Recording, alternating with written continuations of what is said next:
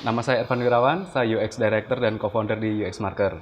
Pada episode Teras Persinggahan pada episode kedua Teras Persinggahan ini kita kedatangan salah satu senior desainer Yogyakarta yang menjadi junjungan para desainer-desainer muda. Beliau dari berpartisipasi atau bagian dari Slab Design Studio, Letterhand, sama Vector Factory. Jadi langsung aja. Assalamualaikum warahmatullahi wabarakatuh. Waalaikumsalam warahmatullahi wabarakatuh. Selamat datang Mas Aryo di Teras Persinggahan. Gimana kabarnya? Alhamdulillah sehat-sehat. Ya. Keluarga baik? Alhamdulillah sehat semua. Alhamdulillah. Ya. Mas Aryo, pertanyaannya langsung jedes nih. Oh siap. Yang saya penasaran tuh, Mas, gimana cara Mas Aryo membagi waktu di antara mungkin sebelum itu dijelasin dulu deh, kenalan dulu Mas Aryo siapa, terus Slab Design itu gimana, Letterhand gimana, Vector Factory gimana. Bismillahirrahmanirrahim. Jadi gini Mas, dulu tuh saya awal muasalnya tuh studio utama saya itu sebenarnya Slab Design. Saya sendiri sebagai co-founder aslinya. Saya diajak teman saya yang sebenarnya malah foundernya, cuman beliaunya emang lebih di balik layar gitu. Saya lebih keluar gitu. Jadi mungkin teman-teman lebih banyak mengenalnya saya gitu. Nah, saya lebih banyak standby-nya di Slab Design, dan untuk yang Letterhand sama Vector Factory itu lebih ke remote sih. Dari jarak jauh aja saya mantaunya lewat lewat jalur-jalur komunikasi seperti chat maupun Trello gitu. Nah, dari tiga desain studio ini saya masing-masing punya partner masing-masingnya. Jadi untuk yang Letterhand itu saya ada partner juga yang namanya Mas Hendri Juanda, dia yang lebih ke lettering artist gitu. Jadi dia yang tahu pakem-pakem bentuk lettering, typography seperti apa kayak gitu. Sedangkan saya yang membangun sistemnya dan marketingnya itu untuk jualan fontnya itu. Kalau yang Letterhand itu lebih ke font, kalau Slab Design Studio itu lebih ke graphic design sih aslinya gitu. Cuman ya palu gada lah ya, selama itu bisa dikerjain dalam ranah desain grafis gitu, Adobe Photoshop sama AI, kenapa enggak kayak gitu. Jadi mulai dari logo, icon, terus presentation, PowerPoint gitu, terus UI UX, packaging, mascot juga, illustration, macam-macam lah gitu. Berarti emang kalau di Slab berarti emang hampir semua dikerjain selama itu masih bisa dieksekusi di. Nah gitu. Jadi memang kita nggak fokus ke UI doang atau ke logo doang kayak gitu. Terus kalau Letterhand kan berarti yang di lettering dan lain-lain. Letterhand itu dia lebih ke orientasinya lebih ke produk. Jadi jualan. Kalau Slab memang ada produknya sih, tapi itu hanya untuk mengisi kekosongan di saat servisnya atau orderannya lagi agak sepi misalkan gitu. Kita nyetok buat dijual di Shutterstock atau marketplace kayak gitu. Kalau Letterhand itu lebih ke memang fokusnya ke produk. Nah, sampingannya memang kalau misalkan ada yang minta custom logo gitu ya kita bikinin. Kalau yang Vector Factory itu lebih ke service juga gitu. Jadi kita fokusnya ke satu marketplace yang lagi in sekarang tuh di Fiverr gitu. Itu lebih ke jualan ke maskot e-sport yang lagi tren sekarang sama karikatur. Tapi yang di Slab sama yang di Vector itu orangnya sama atau beda? Beda semua. Jadi tiga-tiganya itu timnya juga beda. Beda manajemen, beda partner, beda tim gitu. Beda tempat juga. Terus menyambung pertanyaan tadi Mas. Mas Aryo sendiri gimana ngebagi waktu antara ketiga itu, terus juga antara me time sendiri, waktu personal dan waktu bersama keluarga. Karena kalau saya kan cuma ngurusin satu doang nih, itu aja udah lumayan bikin capek gitu. Kalau misalnya tiga gitu, gimana? Ya itulah Mas, sebabnya kenapa saya itu butuh partner gitu. Dari Slab maupun Letterhand maupun Vector Factory itu semuanya ada partner yang itu memudahkan tugas-tugas yang seharusnya saya lakukan sehingga bisa dibagi dua gitu, mikirnya dua. Jadi bisa dibilang kalau yang studio utama kan saya Slab, jadi saya sehari-hari standby di situ dan lebih fokus di situ. Nah untuk yang lain itu lebih ke membangun sistem, dan setelah sistemnya jadi, nah tinggal ada yang maintain gitu. Jadi bisa dibilang kayak autopilot lah gitu. Nah, saya tinggal turun tangan di saat itu, nanti saat membutuhkan penanganan khusus, misalkan kalau ada klien yang komplain atau hal-hal yang itu di luar SOP lah gitu. Istilahnya seperti itu. Untuk membagi waktunya ya seperti itu, Mas. Jadi saya sudah mulai mengurangi hal-hal yang sekiranya itu bisa didelegasikan. Ya, memang awalnya itu susah, Mas, untuk merelakan, mendelegasikan sesuatu hal yang biasanya kita pegang gitu. Kita misalkan nih, katakanlah kita awalnya dulu dari desainer, terus naik level misalkan jadi project manager misalkan. Itu kita udah mulai jarang megang desain lagi dan lebih banyak berkutat sama klien kan.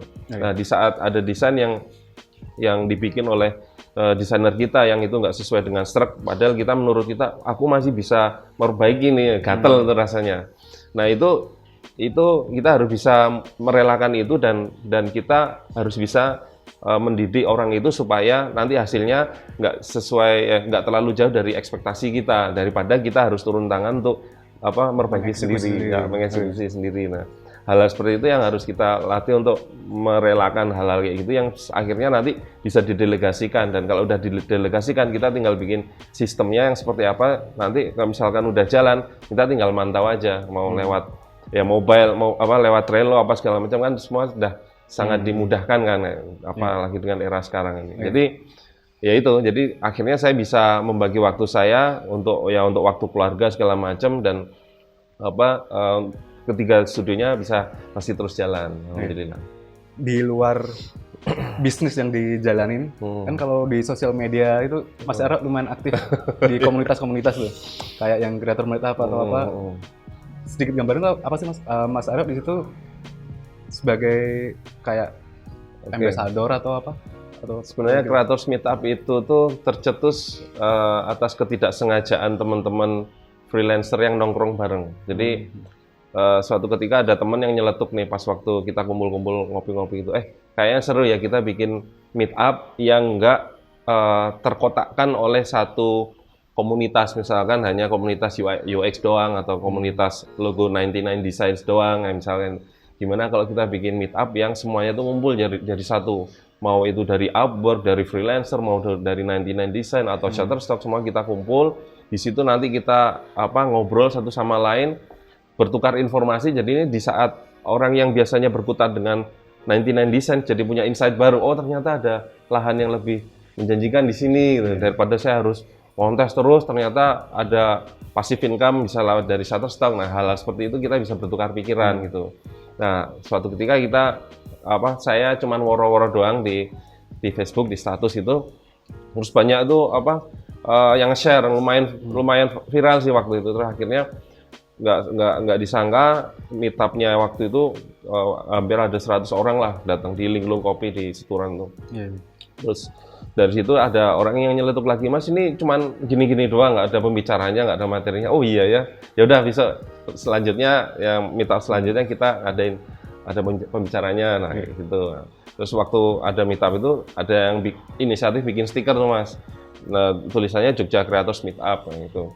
Ya udahlah, dari itu terus akhirnya tercetus, oh ya udahlah dinamai Jogja Creators Meetup gitu. Terus nyebar ke kota-kota lain. Ya, ini jadi kayak suatu pergerakan sih, Mas. Pergerakan buat teman-teman yang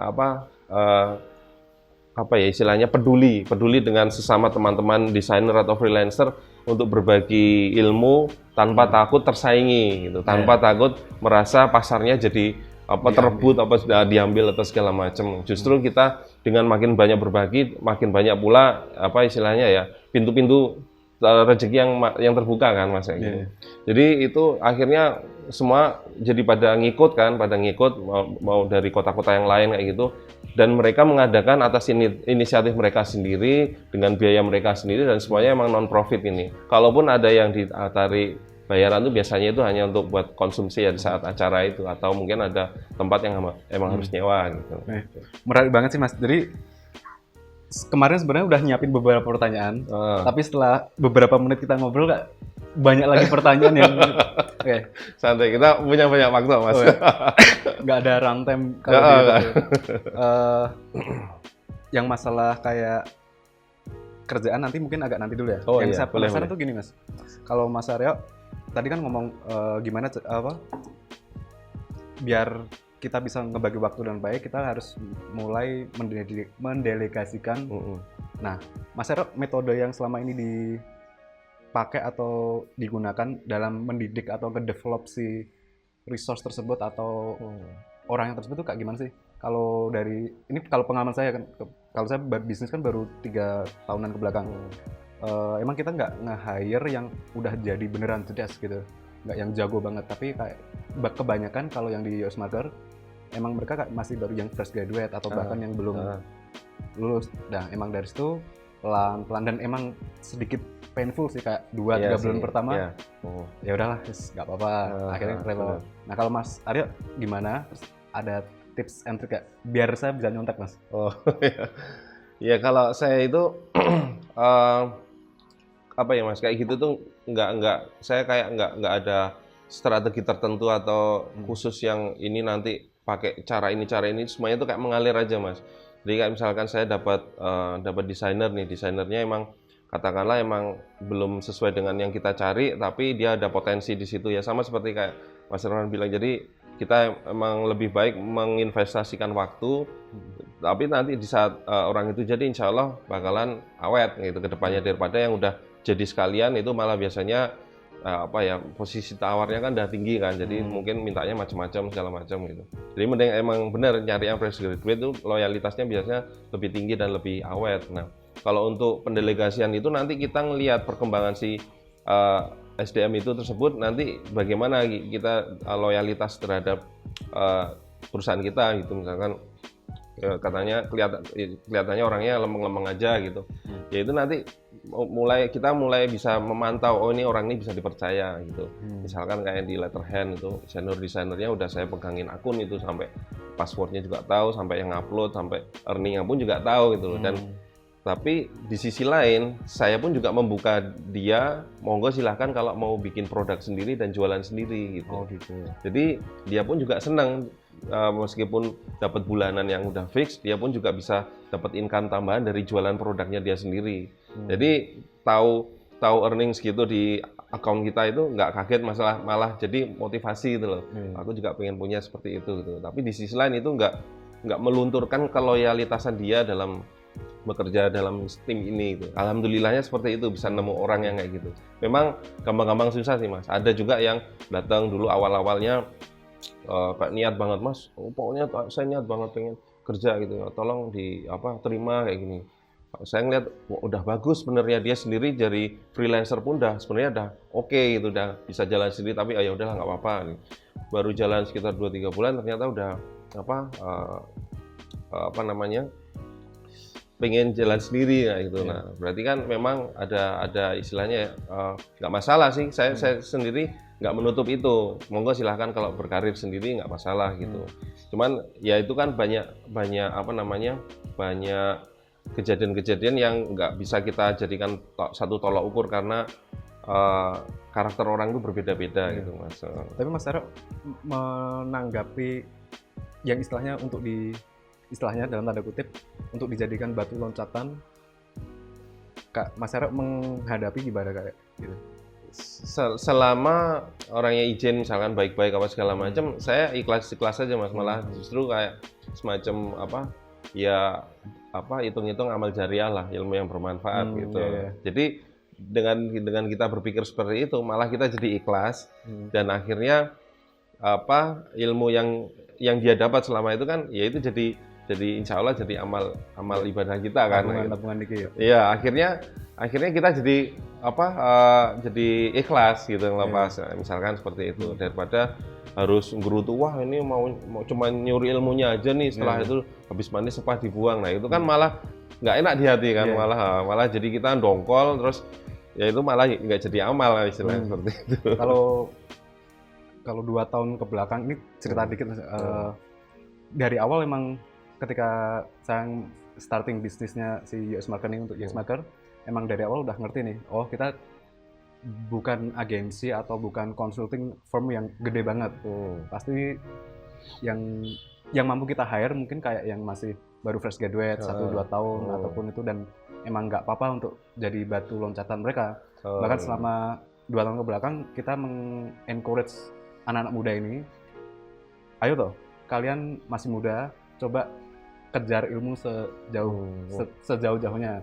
Kalau di sini konteksnya mungkin masih nyobain kerja di Jakarta atau di nge-push ke situ. Makanya bagus lulusan dari UX Marker ada beberapa yang udah misalkan Bukalapak, ada yang di Traveloka, udah ada di Ruang Guru dan beberapa startup gede lainnya. Mantap. Pertama kayak emang rada ngerasa rada gak ikhlas dikit gitu. Waduh, ini udah cocok nih, udah jadi. Tapi terus dipikir-pikir lagi, wah ya nggak apa-apa sih untuk at least, seperti kata Mas Ero tadi, tabungan nyicil dikit gitu. Kalau saya kan masih banyak dosanya Mas. Jadi sama aja Mas. Ya lumayan lah, ntar dapat diskon nggak kecambuk sekali 2 kali lumayan. Iya Mas, ya itu emang dilematis sih hal-hal seperti itu. Cuman memang yang perlu kita garis bawahi, nggak semuanya itu seneng kayak gitu juga, seneng ya istilahnya tuh kayak berpetualang, habis jadi batu loncatan terus loncat kemana-kemana gitu. Ada juga yang pengennya di satu tempat udah nyaman, dia pengennya kerja ya udah, maksudnya datang masuk dikasih kerjaan garap pulang terus udah istirahat kayak gitu, nggak ada yang nggak terus pengen nyari kemana gitu. Ada yang seperti itu, jadi kayak udah ada di zona nyamannya kayak gitu. Itu ada ya orang-orang yang seperti itu. Tapi ada juga yang pengen cari tambahan lagi baru. Nah biasanya itu tuntutan keluarga, misalkan dia udah nikah, udah punya anak, itu biasanya terus cari the next levelnya apa gitu. Ada juga seperti yang gitu. Ya kita nggak berhak untuk menghalangi juga kan. Ya monggo silakan ya. Misalkan udah dapat klien sendiri lewat Dribble katakanlah gitu, terus akhirnya bisa berkarir sendiri, ya kita malah seneng lah gitu. Walaupun memang sedih gitu. Udah cocok, udah jalan enak gitu kan. Memang sedih akhirnya harus cari lagi, terus harus penyesuaian lagi yang memang butuh waktu kayak gitu. Tapi ya emang itu kayaknya siklusnya seperti itu sih Mas. Kalau saya pikir-pikir gitu. Ya. Sedikit ngomongin pekerjaan nggak masalah Mas? Oh nggak masalah, banyak juga apa-apa. Kalau kemarin kan Anggit udah kesini, terus udah di waiting list juga, Ibnu masuk dari Sebo Studio. Kalau saya, Anggit sama Ibnu kan dari si bisnis sebenarnya hampir mirip-mirip nih.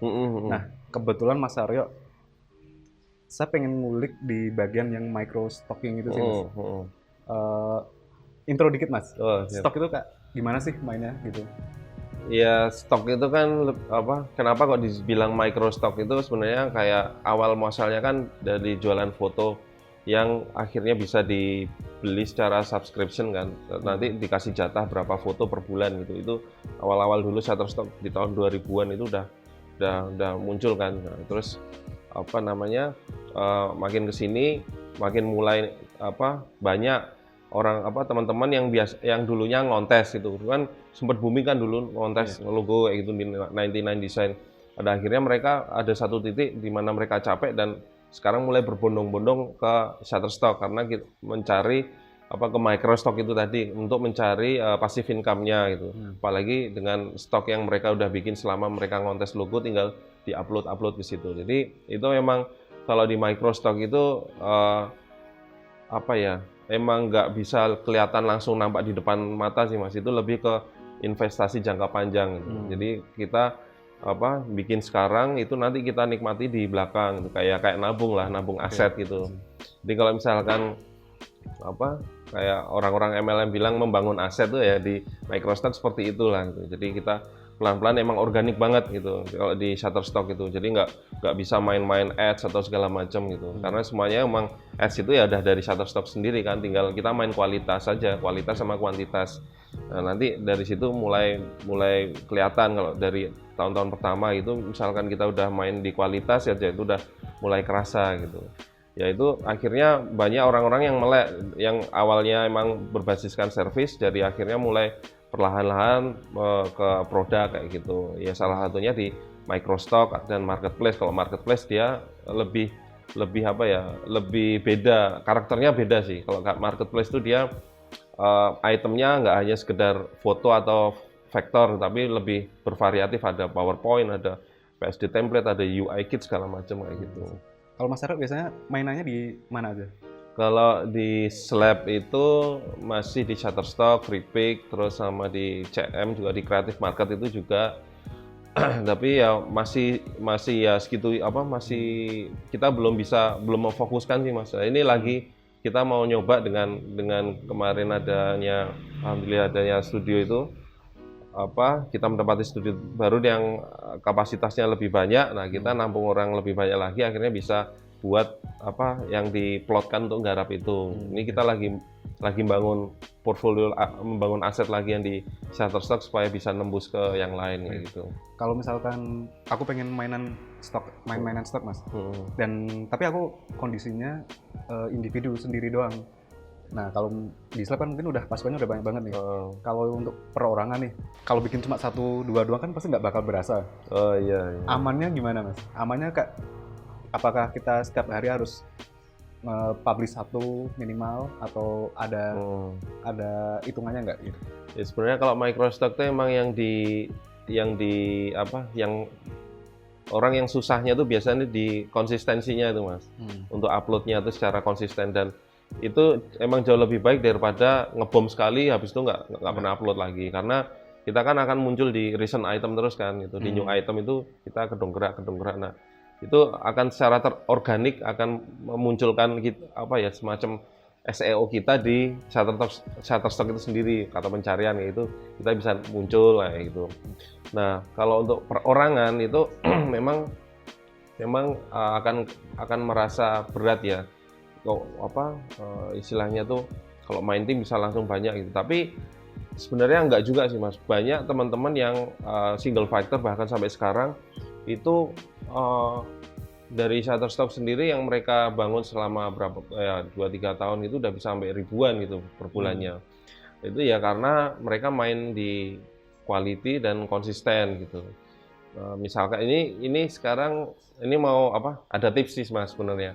Ini ya barusan saya istilahnya tuh saya ada timbul ide ini. Saya gabungin sama Dribble.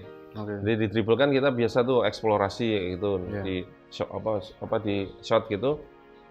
Nah, shotnya itu bisa kita jual di microstock. Nah, di microstock setelah itu nanti kan kita dapat sekali jalan dapat 2 gitu loh. Pakai yang itu referral.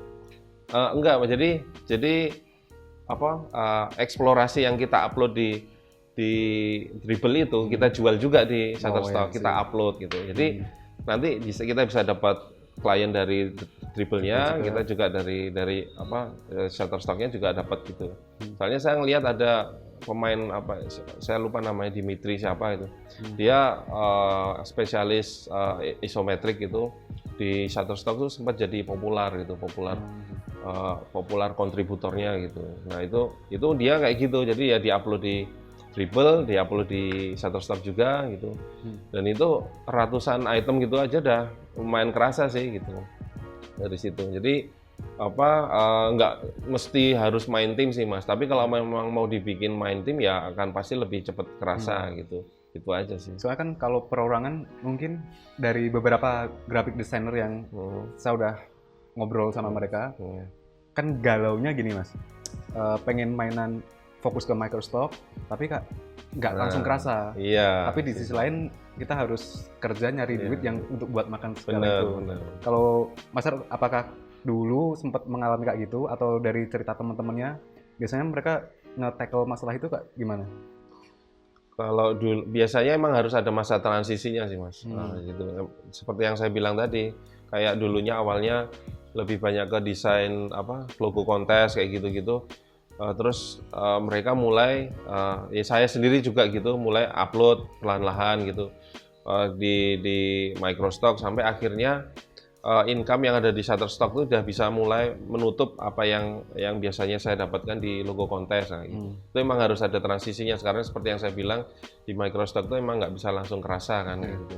Nah, untuk mengakalinya itu emang banyak cara sih Mas, banyak cara ya. Salah satunya kayak gitu tadi, misalkan dalam sehari kita kerja, kita biasa melayani klien gitu. Nah, kita melayani klien Tapi kita harus ada menyisihkan waktu barang 1 atau 2 jam buat ngurusin Shutterstock misalkan. Microstock itu kita buat ngupload doang kayak gitu. Kalau untuk aset-asetnya ya katakanlah kita bisa main lisensi sebenarnya Mas ke kliennya itu. Jadi kita main harga, misalkan kita kasih harga untuk ilustrasi ya nih misalkan. Ilustrasi kita pasang harga tinggi gitu. Loh, kliennya misalkan budgetnya nggak masuk, minta lebih murah, oh ya nggak apa-apa lebih murah, cuman kita bisa kasih commercial license untuk copyrightnya tetap kita pegang gimana misalkan, oh ya udah nggak apa-apa yang penting lebih murah, toh yang penting Mas misalkan diupload di webku udah kelihatan bagus. Nah berarti kita masih mempunyai hak milik atau copyrightnya dari ilustrasi itu kan. Nah itu bisa kita upload di Shutterstock. Jadi di projectnya jalan, di tabungan asetnya kita juga bisa jalan kayak gitu Mas. Kalau ngomong-ngomong masalah ladang tempat berjualan Mas, untuk yang Microstock sekarang di 2019 ini kira-kira yang paling hijau yang di mana nih? Kalau Microstock sih nomor 1 masih dipegang sama Shutterstock Mas. Cuman sekarang ini ada bisnis model baru yang lebih banyak ke subscription. Salah satunya yang lagi naik daunnya itu namanya Envato Element. Nah itu Envato Element itu dia modelnya subscription yang hanya membayar sekitar $30 sebulan dan itu download unlimited semua aset yang ada di dalam situ, silahkan download sepuasnya. Cuman di sana dikasih lisensinya itu kalau misalkan subscription-nya terhenti ya dia udah nggak ada hak untuk memakai aset-aset yang dia download lagi itu. Jadi itu membuat orang yang bahkan nggak download sekalipun tetap jalan terus subscription-nya kayak gitu. Dan model-model subscription itu kayaknya emang makin kesini kan makin arahnya ke sana ya, daripada one time payment kayak Adobe itu udah mulai kan dari yang dulunya lifetime langsung udah ke subscription gitu. Jadi semuanya udah mulai digiring-giring ke arah sana kan. Jadi kesannya bayarnya murah, cuman misalkan kalau di total ya lumayan juga kan itu. Ada misalkan ada 100.000 subscription aja itu kan dikalikan $30 dah lumayan muni kan. Nah itu sekarang ya lagi banyak diincer akun di Envato Element itu Mas. Itu sebenarnya Envato itu kan marketplace ya, dia lebih ke karakternya marketplace ya, punya anak perusahaan itu berbagai macam kayak di Graphic River, Temporis dan lain-lainnya. Nah kalau di Envato Element itu gabungan dari semuanya itu dengan sistem bisnis model subscription itu. Jadi ketika kita punya akun satu di Envato Element bisa download dari Graphic River. Sebenarnya kalau itu beda sih Mas. Itu akun buyer. Nah, kalau akun kontributornya itu yang lagi dicari-cari, yang sangat diminati orang sekarang karena itu berupa invitation. Dan kalaupun kita apply itu harus di-approve sama mereka. Ada yang sampai berapa tahun. Saya sendiri dulu yang letterhand itu sampai sekitar 1,5 tahunan itu. Kita nunggu gitu akhirnya dapat akhirnya di-approve gitu. Wah, ya biasanya kayak gitu misalkan lagi ada bukaan, pada nyetatus, pada bersyukur, bahagia kayak gitu lah pokoknya. Karena memang drastis banget Mas gitu. Dan nggak kayak di Shutterstock yang memang harus organik, merangkak pelan-pelan kayak gitu. Itu lonjakannya tuh kerasa. Dari berapa ratus bisa langsung berapa ribu gitu. Kalau subscription untuk pembagiannya gimana Mas? Kalau yang misalkan setahu saya kan dulu sempat iseng-iseng baca-baca. Kalau kita bikin item terus laku kan 50% diambil pihak marketplace atau itunya, 50% masuk ke kita. Nah kalau yang subscription untuk pembagiannya gimana itu? Kalau yang pernah saya dengar nih, saya sendiri nggak terlalu ngulik di bagian situ ya Mas. Jadi kalau yang saya pernah dengar itu tergantung banyaknya jumlah orang yang download item itu. Semakin banyak item kita di download orang, semakin tinggi earning kita gitu. Yang di situ ya semacam kayak Spotify lah, orang makin banyak dengerin, makin banyak dapatnya gitu. Nah itu ada pembagian ada sistemnya sendiri, saya kurang paham. Yang jelas itu ada persentase gitu. Misalkan katakanlah nih ada orang yang langganan, dia bayar $30, dia download ke satu orang itu, otomatis kan dari $30 itu berapa persennya kan masuk ke yang author atau kontributor yang di download itu kan. Nah, semacam seperti itulah gitu. Untuk pembagian sebagai apa gimana persisnya saya kurang paham sih, tapi di FAQ-nya tuh ada tuh kalau mau dibaca. Oke, mungkin untuk si micro-microan Siap. kita pindah tema lain, Mas. Kalau saya ngepo-ngepo di sosial media, di Dribbble, Slap kan baru aktif di Dribbble lagi atau nggak ngerti, baru aktif atau baru aktif lagi? Mungkin 6 bulan atau Iya, 1 tahun baru belakang. berapa bulan ini. Nah, dari 6 bulan, terus sebelum Mas Aryo datang kan ngepo lagi nih. Waduh, lonjakannya udah, followernya udah banyak banget, Mas. Emang lagi digelutin di situ. Iya benar Mas. Ya itu tadi Mas, kayak yang Mas bilang apa, kayak lihat studio-studio lain kayak gitu, terutama Paper Pillar tuh yang mulai dari 2016 kan ya. Sedangkan saya Slap sendiri kan dari 2011 gitu. Saya ngelihat sangat amat tertinggal jauh gitu loh. Kemana aja ini selama ini gitu kan. Ada potensi pasar yang hebat kayak di Dribbble ini tapi nggak digarap. Kita terlalu nyaman sama klien-klien yang udah retainer bulanan kan ada tuh. Kita dari kontes-kontes dulu kita nyari kliennya tuh. Kita menangin kontes, kita hubungin kliennya, terus kita follow up, butuh kerjaan lagi nggak untuk desain-desain ini. Nah biasanya dari situ terus lanjut gitu, karena orang klien kalau misalkan butuh logo otomatis kan dia lagi mendiriin perusahaan. Dari situ terus banyak lanjutan-lanjutan. Dari repeat order itu terus kita tawarin gimana kalau bulanan aja, terserah mau minta sepuasnya lah gitu. Tapi dengan kapasitas 1 orang dedicated designer gitu. Nah, semakin bertambahnya kebutuhan dan makin berkembangnya perusahaan itu, jadi makin tambah lagi dedicated designernya sampai berapa orang kayak gitu. Nah, kita udah terlalu nyaman di situ sih Mas. Jadi di saat ngelihat ya kayak dari Paper Pillar, terus sekarang dari Seibu, Omni, terutama OWW juga yang pesat perkembangannya sama Pixels juga kan, itu sangat pesat itu. Wah ini nggak bisa diem aja nih ya, harus ikutlah kayak gitu. Masalahnya saya ngelihat ya kalau misalkan itu emang berpotensi, kenapa enggak? Karena saya tuh prinsipnya gini Mas, saya kan fokusnya kan di jalur online ya. Nah kalau di jalur online itu ada beberapa pintu rezeki yang memang bisa dimasukin, ya coba aja dulu. Kayak dulu di freelancer.com, di Upwork, di Fiverr juga, di mana-mana saya tak cobain satu-satu tuh, people per hour juga.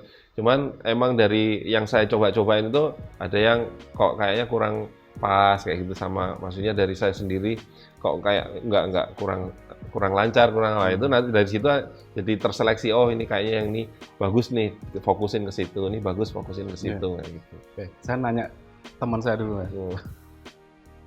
UX marketer Dribbble-nya gimana?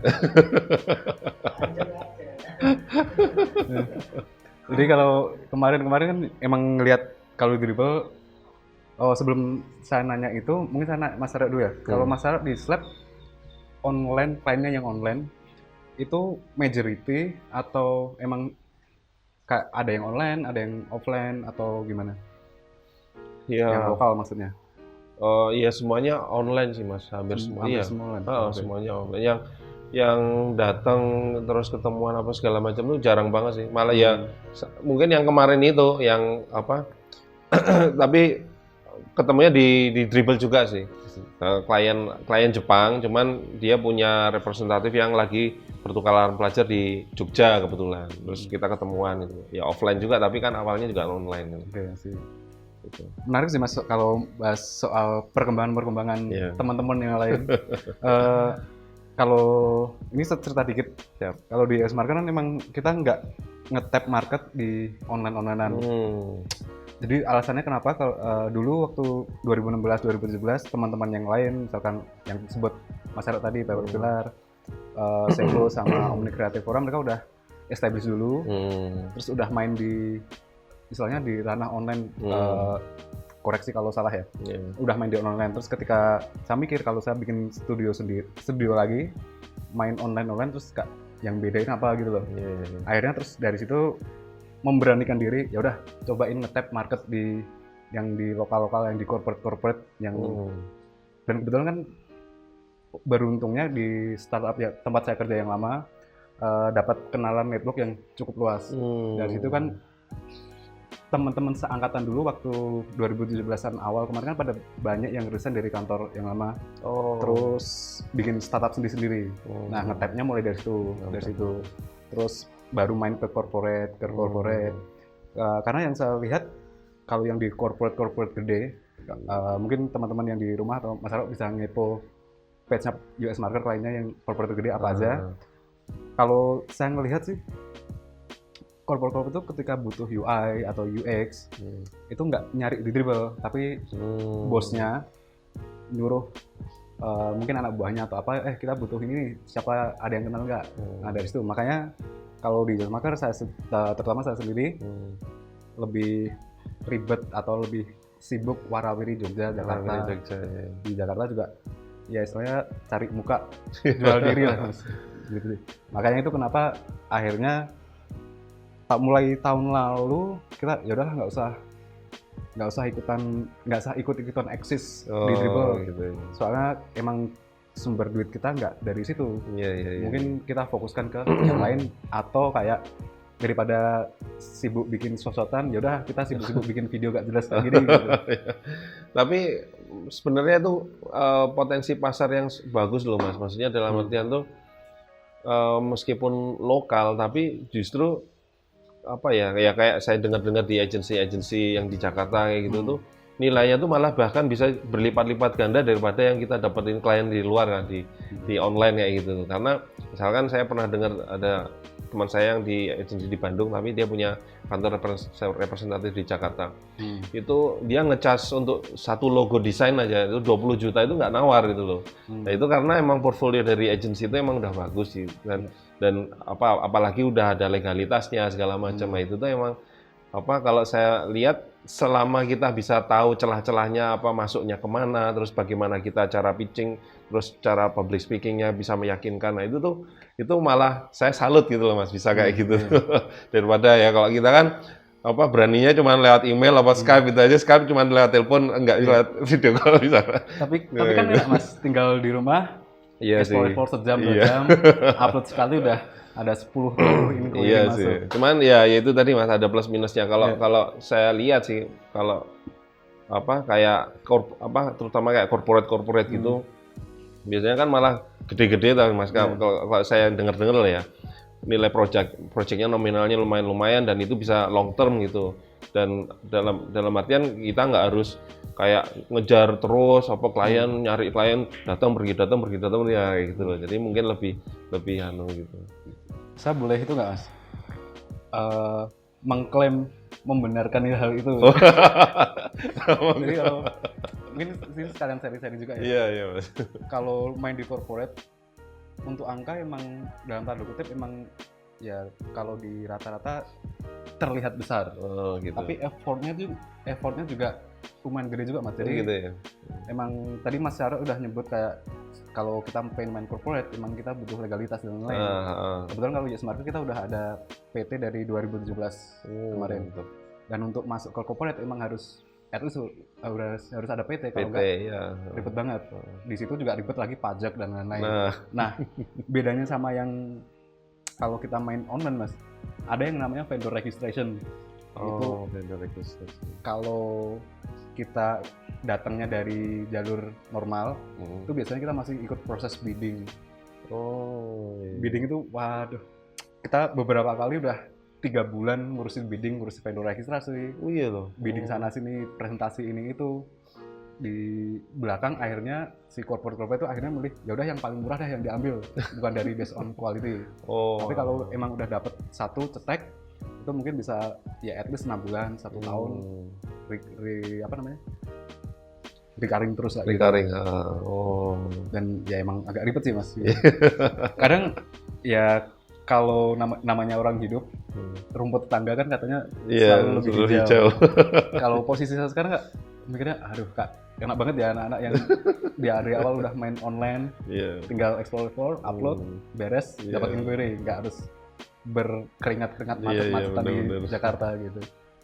Tapi ya ada sisi lain positifnya, itu pekerjaan-pekerjaan itu kan lebih menantang loh mas, lebih memacu adrenalin lah daripada orang yang online itu. Mereka bisa terjebak di rutinitas yang akhirnya bosan, menjemukan kayak gitu kan Mas. Kalau saya bilang kayak gitu lebih apa ya? Ya itu lebih banyak tantangannya yang kayak Mas Irfan bilang itu, ketemu dengan klien segala macam itu. Jadi ya emang ada plus minusnya sih kalau saya bilang. Saya pernah ada kepikiran ke arah situ sih Mas, ke arah apa coba ke corporate segala macam. Tapi saya pernah ada temen sih, tapi dia punya perusahaan yang udah PT juga, terus minta dibikinin desain app sebenarnya. Terus saya, oh ya udah nggak apa-apa. Oh ya udah bikinin surat penawarannya dong. Udah, pakai surat penawaran segala, males banget kan. Tapi memang kalau itu kan biasanya kayak gitu ya, gitu.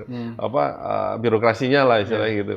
Kita nggak pernah bikin itu. Ya ini emang prosesnya kayak gitu bro. Oh, ya wis lah. Ya, itu yang biasanya disebut vendor registration tadi. Oh kayak gitu. Jadi ngelengkapin data-data legalitas, terus baru lanjut ke next step-nya.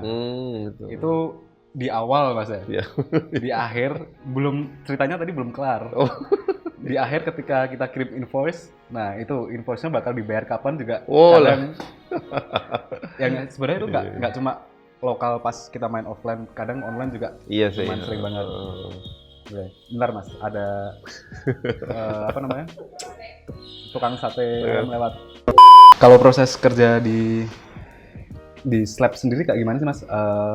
Tadi udah sempet mention satu yang recurring, yang ada satu dedicated team sendiri. Nah, ketika ada project masuk, misalkan bikin webs nih atau bikin mobile apps, apakah itu di-handle satu tim yang terdiri dari mungkin satu UX designer, satu UI designer, ilustrator, atau cuma satu desainer yang bakal dedicated untuk ngerjain satu project tersebut? Ya, jadi kalau di Slab sendiri itu nggak ada pengkhususan siapa yang ngerjain ini harus dihandle satu orang ini aja. Kita fleksibel gitu. Jadi kalau misalkan ada kerjaan yang memang bisa di backup dan bisa bikin lebih cepat, misalkan ada UI designer kan bisa ilustrasi juga, tapi kalau misalkan ada ilustrator yang lagi kosong ya dia diperbantukan untuk bikin ilustrasinya biar makin cepat kerjaannya gitu. Biar kalau misalkan makin cepat kerjaannya kelar kan otomatis bisa ganti lagi untuk nggarap untuk kerjaan klien yang lain ya gitu. Jadi tapi memang ada satu klien yang misalkan dia udah di handle oleh si desainer A, ya bakalannya akan di situ terus karena dia yang tahu karakternya si klien itu. Misalkan ada satu klien yang dia itu berbulan tuh repeat order desain packaging terus. Dia perusahaan smartphone aksesoris untuk smartphone tuh setiap bulan tuh selalu ada berdasarkan tipe-tipe smartphone yang terbaru kan, otomatis selalu order dan itu emang harus dihandle si satu orang ini karena supaya dia tahu historinya tuh dari awal kayak gimana. Jadi misalkan ada butuh ini desain yang ini kontennya ambil dari desain yang ini, ya itu bisa langsung nyambung gitu daripada gitu aja sih. Pertanyaan yang sedikit celup Mas. Kalau berhubung Mas Aryo kan udah lebih senior dan lebih berpengalaman dalam berbisnis atau berbisnis di industri kreatif, Mas Aryo menentukan atau mengukur growth dari bisnis kreatifnya itu kayak gimana? Terus punya pandangan nggak kayak 5 tahun ke depan tuh pengen gini, atau 10 tahun ke depan ntar end goal-nya tuh kayak apa sih? Soalnya kita kan termasuk bisnis service jual jasa. Ketika ditanya teman-teman yang ngerjain produk atau kerja di startup, kayak Pan, lo end goal-nya apa sih? Growth-nya kayak gimana sih? Atau next step-nya apa sih? Jadi rada bingung gitu Mas. Kalau Mas Aryo di Slab ataupun di Letterhand atau di Vector, kayak gimana menentukannya itu? Kalau untuk end goal sendiri itu saya emang nggak bilang itu end sih Mas, karena kalau kita bilang end ya mungkin setelah kita sampai ke tujuan itu terus kita bingung lagi mau ngapain. Kalau saya sendiri lebih ke goals yang itu bisa terus berkesinambungan. Kalau yang selalu terpikir di benak saya itu lebih ke menjadi jalan rezeki buat banyak orang gitu. Jadi makin banyak itu desainernya, makin ya istilahnya makin tercapai lah goal saya gitu. Jadi Karena emang dari awal muasal kenapa saya memutuskan membuka usaha itu, karena emang awal muasalnya itu pengen buka lapangan pekerjaan yang bisa bermanfaat buat orang kayak gitu. Jadi makin banyak desainernya makin seneng lah istilahnya gitu. Kalau masalah kayak bisa kayak bangun studio lagi apa segala macam itu kan sebenarnya kayak proses aja dan emang dari awal kita kayak nggak nyangka sih Mas, kita cuman nabung. Jadi dari misalkan 1 bulan tutup buku kita ada berapa persen yang kita tabung itu sebenarnya buat untuk dana penyusutan aja, misalkan ada komputer yang rusak atau segala macam itu, tapi nggak nyangka ternyata bisa terkumpul yang akhirnya bisa bangun studio gitu.